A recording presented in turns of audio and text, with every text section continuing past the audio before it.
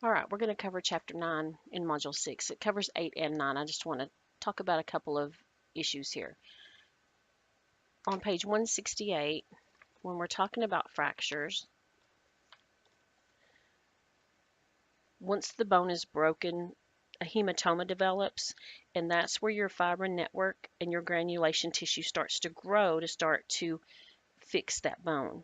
And then also farther down in that chapter, it talks about osteoblasts, and they come from the periosteum and the endosteum, and that's where your new bone is generated. So if a fracture is set correctly and immobilized, then it can become just as strong or stronger than before it was fractured. On page 167 and 168, you have your types of fracture. Know the difference between open and closed, complete, incomplete, um, a spiral versus a pathological fracture, impacted. As far as we're going to talk about osteoporosis as well. 172, you need to define that. A lot of times you'll get a pathological fracture because osteoporosis has damaged the bone to the point that the patient will break their hip and then they fall because of it.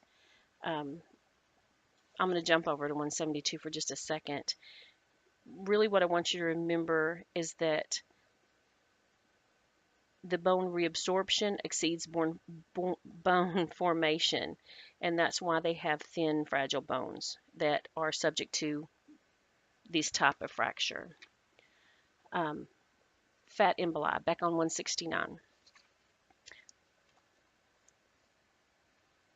This is a complication that can affect anyone that's had a fracture, more so in the long bones of the fracture of the pelvis or the femur. We talked about osteoporosis, rheumatoid arthritis on 178.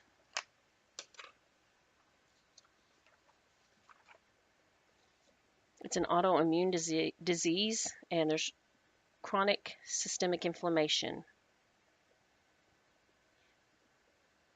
The thing to remember here is that this is debilitating. There's deformities at the joints that affect their ability to function with activities of daily living. And then page 180, looking at gout.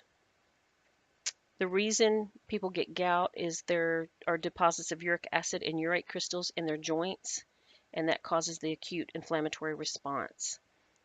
These guys are at risk for developing kidney stones, and we want to increase their fluid intake and increase their pH of their urine to promote excretion of this extra uric acid. All right, those are just a few things I want you to look at. Take a look at both chapters, do your activities, take your quiz.